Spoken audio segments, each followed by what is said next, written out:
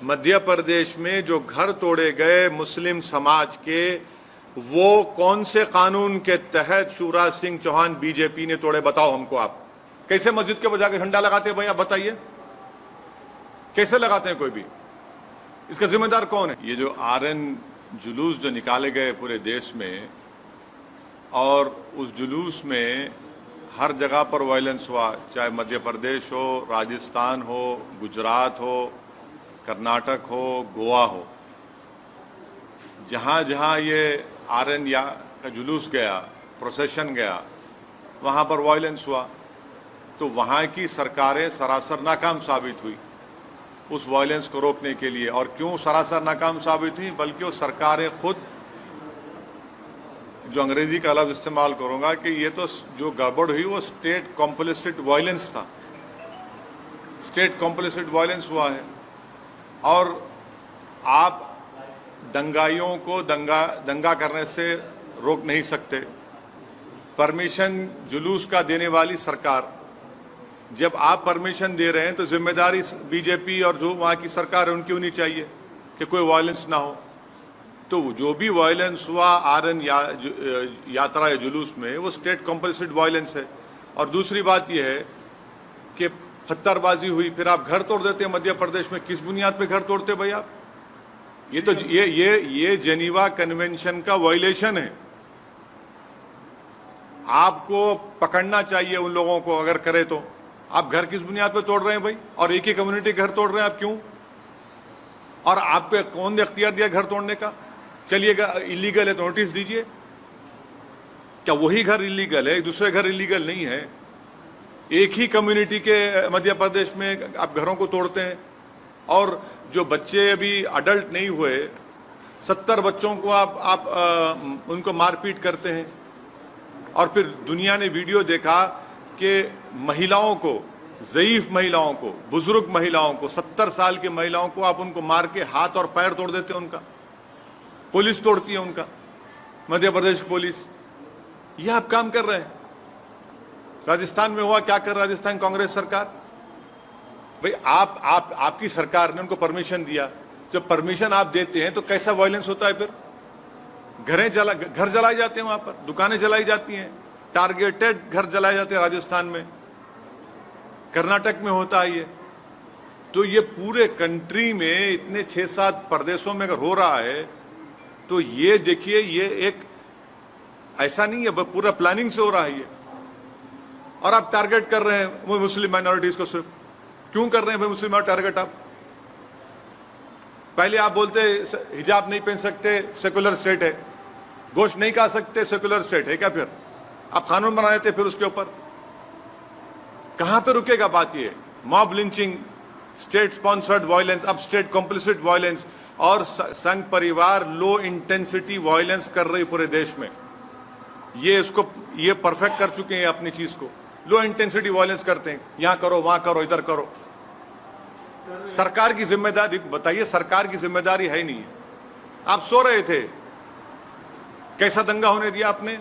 कितने पुलिस वालों को सस्पेंड किया आपने? कितने आईपीएस अफसरों को सस्पेंड किया आपने? इससे बात साबित हो रही कि आपकी पूरी रजामंदी से, जिसको हमने कहा अंग्रेजी का लफ्ज स्टेट कॉम्प्लिसिट वायलेंस है, बिहार में होता है। हमारे खिलाफ बातें करते हैं, बकवास करते हैं। कैसे मस्जिद के बजा के झंडा लगाते हैं भाई? आप बताइए, कैसे लगाते हैं? कोई भी इसका जिम्मेदार कौन है? मैं हूं जिम्मेदार उसका। तो ये सब चीजें हो रही हैं। सर, करौली में बीजेपी तो ये अरेस्ट करने के एक्सोडस हो रहा है हिंदूज का, और कोई पुलिस वाला कुछ बोल रहा है कि मतलब सर वहाँ पुलिस वाला एडमिट करिए कि कैमरा पे गवर्नमेंट का फेलियर होता है इसमें। राजस्थान करौली में जो कुछ हुआ, मध्य प्रदेश में जो कुछ हुआ, गुजरात में आनंद, हिम्मतनगर, खंभाट में जो कुछ हुआ, कर्नाटक में जो कुछ हुआ, गोवा में जो कुछ हुआ, वहाँ की सरकारों की रजामंदी से ये स्टेट कॉम्प्लिसिट वायलेंस हो रहा है। और टारगेट पे कौन है?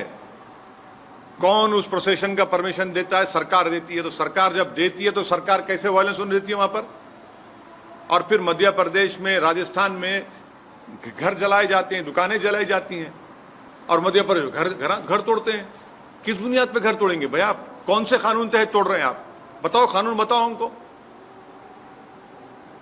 और आप मासूम बच्चों को 13-14 साल के बच्चों को पकड़ के पीटते हैं, मारते हैं, रोड पर लिटाकर उनको। सर ये बताइए, रामनवमी के दिन जेएनयू में एक ये मटन नहीं खाना या नॉनवेज नहीं, आस्था के लिए आस्था मेरी आस्था नहीं है क्या? मेरी आस्था भी है हिजाब पहनना, मेरी आस्था नहीं है। तो आप एक काम करिए ना, फिर जितना एक्सपोर्ट होता है गोश्त उस दौरान में बैन करिए इंडिया में। मैंने गोश्त का एक्सपोर्ट आप बैन नहीं करेंगे क्योंकि आपको डॉलर मिलते हैं, और वो जो मासूम बेचारा जो दिन में 100 रुपये 200 रुपये कमाता, उसके कारोबार को आप लगाते हैं। आस्था की बुनियाद पर देश चलेगा या संविधान के ऊपर चलेगा? बता दीजिए आप। फिर मेरी आस्था क्या क्या होगा बताइए? मेरी आस्था भी है, रमजान है, फिर शराब की दुकानें क्यों खुली पड़ी हुई है? क्या देश संविधान से चलेगा या आस्था पे चलेगा? आप यानी आपकी आस्था सबसे इंपॉर्टेंट है और दूसरों की आस्था क्या भाड़ में जाए? आपने हिजाब की बात की तो कहा नहीं भाई यूनिफॉर्म है, फिर यहां पर यूनिवर्सिटी में क्या गोश्त खाना क्या आस्था आ गया? कहां से देश कौन सी राह पे जा रहा है? बीजेपी को, संघ परिवार को हम शुरू से कह रहे हैं कि जिस राह पे आप इस देश को लेकर जा रहे हैं, इससे देश कमजोर हो, और देश कमजोर हो रहा है। ये सरकार की जिम्मेदारी है। तो आरएसएस कहां से सर? हाँ, आप आरएसएस को नहीं जानते, हम जानते हैं ना। आरएसएस का स्टेट वायलेंस बोल रहे हैं। आपको हम बोलेंगे किताब पढ़ो, we our nationhood defined, bunch of thoughts.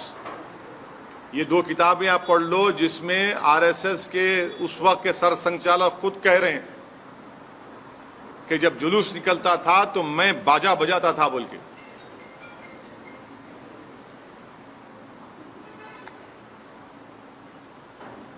Sir, Pakistan में सत्ता परिवर्तन हुआ है, जो नए वज़ीर आला बने हैं वहाँ, वज़ीर आज़म, उन्होंने कश्मीर का राग अलापा है।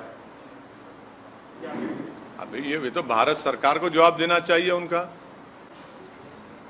भारत सरकार उनका जवाब दिए, प्रधानमंत्री तो मुबारकबाद पेश कर दी उनको। नहीं, आप हमसे सवाल कर रहे हैं। नहीं सुनिए, नहीं प्रधानमंत्री ने क्या जवाब दिया? प्रधानमंत्री ने मुबारकबाद दे दी उनको। देश के प्रधानमंत्री जो मुबारकबाद दिए हैं नहीं, प्रधानमंत्री ने उनको मुबारकबाद दी है और कहा कि भाई इस खित्ते के अमन के लिए हमको अमन को बरकरार रखना चाहिए, टेररिज्म खत्म करना चाहिए। अब देश के प्रधानमंत्री मुबारकबाद दे रहे हैं तो ओवैसी से क्यों सवाल किया जा रहा है? आप कश्मीर से हमसे सवाल क्यों करते हैं? प्रधानमंत्री से भी करिए। अरे हाँ, अरे जब नहीं देश के प्रधानमंत्री जब मुबारकबाद दे रहे हैं शहबाज शरीफ को, तो ओवैसी को क्यों घसीट रहे हैं इसमें आप? सर, लेकिन इमरान खान ने भी अपने फॉरेन पॉलिसी को देश के प्रधानमंत्री ने शहबाज शरीफ को, सुनिए, देश के प्रधानमंत्री ने शहबाज शरीफ को मुबारकबाद दी है। देश के प्रधानमंत्री ने, जब शहबाज शरीफ के बड़े भाई नवाज शरीफ प्रधानमंत्री थे उस मुल्क के, तो अफगानिस्तान से अचानक जब उन्होंने देखा कि शहबाज शरीफ के घर में लाइट दिख रही, तो उन्होंने उतर गए वहां पर, दावत में चले गए बिन बुलाए मेहमान बनकर। हैं, हमको क्यों बोल रहे हैं? फिर उसके बाद पठानकोट हुआ, आप प्रधानमंत्री से पूछिए, वो मुबारकबाद दिए हैं। फॉरेन पॉलिसी नहीं, लेकिन अरे हम प्रधानमंत्री ने जो मुबारकबाद दी है शहबाज शरीफ को, असदुद्दीन ओवैसी को क्यों पूछ रहे हैं आप? प्रधानमंत्री चीन के ऊपर नहीं बोलते।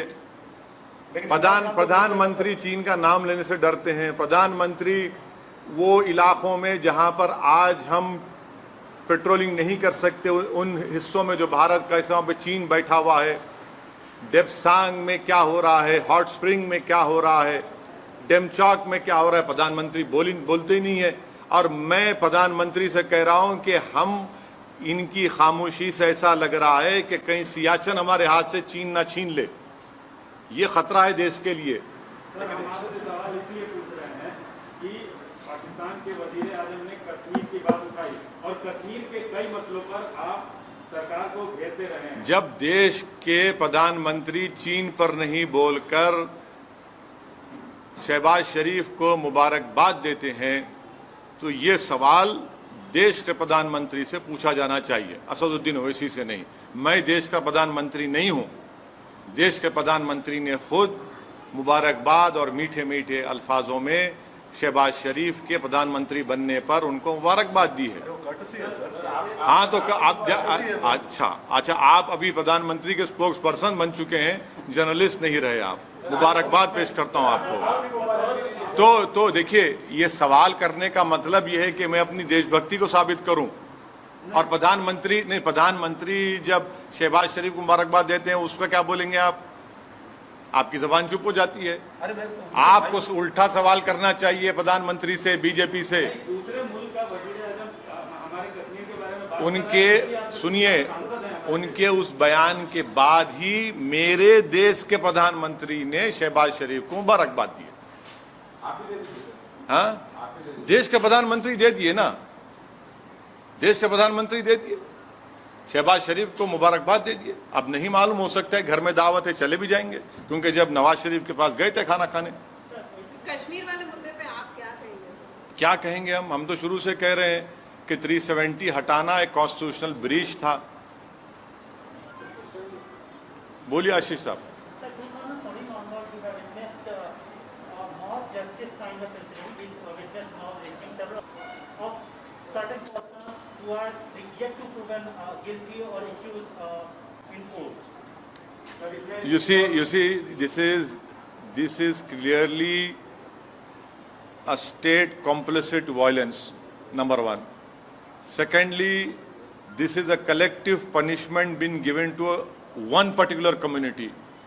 Third, this is a grave violation of Geneva Convention. Fourth, under what law the government of Madhya Pradesh has demolished houses of the Muslim community. Fifth, if they were illegally built, you cannot arbitrarily demolish any house. You have to give a notice.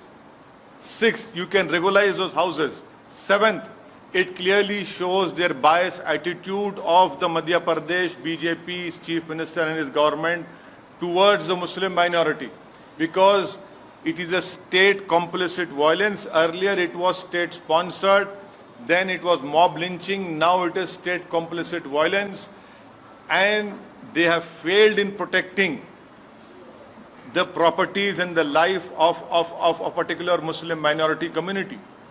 And the last point which I want the people of India to remember, how is it that the old Muslim women were assaulted? 70-year-old Muslim women, their elbows were broken, their heads were smashed. Who did this? It is the Madhya Pradesh police. What justification does the BJP government has towards this attitude? Almost similar kind of violence we have witnessed in Rajasthan also. Yes, it is. Yes, in what has happened in Rajasthan, Karoli is equally condemnable. Targeted violence has taken place. The Congress government of Rajasthan has supported this state complicit violence. They were the ones who gave the procession permission for RN procession. It is their responsibility, constitutional responsibility, to protect life and limb and to maintain peace, which the Congress government has utterly failed. And it is their responsibility, and whatever violence has taken place, it is the responsibility of Rajasthan-led Ashok Gehlot government. Jharkhand also witnessed such a similar. Yes, not only Jharkhand, even Karnataka, even Goa, even Karnataka. This RN procession permissions were given by the respective state governments, and they have utterly failed in controlling and stopping this violence. There are certain states where we are expecting those states are going for assembly polls. That is not the issue. The issue is that you have to discharge your constitutional responsibility, which these respective state governments have completely failed. This is what I call state complicit violence.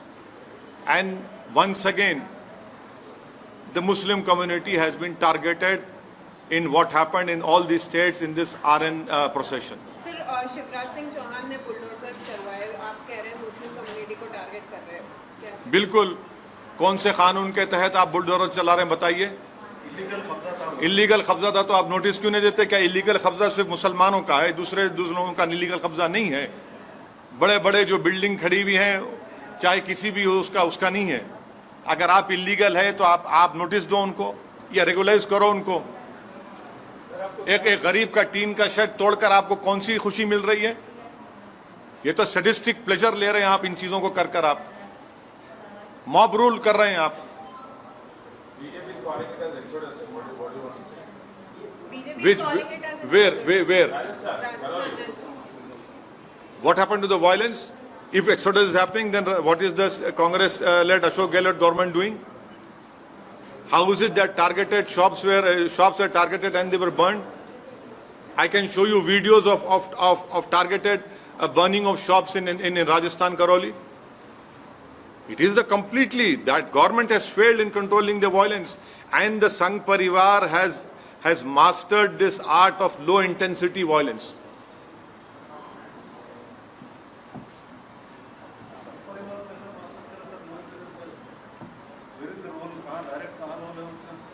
नहीं, पूरे आसमान से आए ना, यहाँ के नहीं थे वो। नहीं, सही है, बिल्कुल से आसमान से आए थे। और जो वीडियोस जो आ रहे हैं उनके नारों के, उनके प्रोवोकेटिव बकवास के, एक जगह भी लोकलाइज जो भी थे वहाँ पे लोकलाइज। हाँ, और बिहार में मुजफ्फरनगर में वहाँ पर मस्जिद के ऊपर झंडा लगाना RSS वाला था सब। बिल्कुल। कौन रहते फिर वो लोग? कौन है? संघ परिवार। देखिए, वो संघ परिवार के लोग हैं, नहीं है। आप तो नहीं ना संघ परिवार के। सर, आप RSS को क्यों संघ परिवार के लोग इस देश में लो इंटेंसिटी वायलेंस करने के लोग मास्टरी हासिल कर चुके हैं। कैसे कोई जुलूस के दौरान में मस्जिद के ऊपर झंडा लगा सकता है? पुलिस क्यों खामोश बैठी थी? क्या हम नहीं देख रहे कि आप हिजाब शुरू होता, कभी गोश्त शुरू होता, कभी दिल्ली का राइट होता, कभी मॉब लिंचिंग होती है? क्या हो रहा है फिर ये? इनका फायदा क्या होता है सर? लोग ये बहुत अच्छा हेट्रेड आप पैदा कर रहे हैं इस देश के नागरिकों के खिलाफ, जो एक मजहब पे चलने वाले हैं। आप उनके खिलाफ हेट्रेड पैदा कर रहे हैं।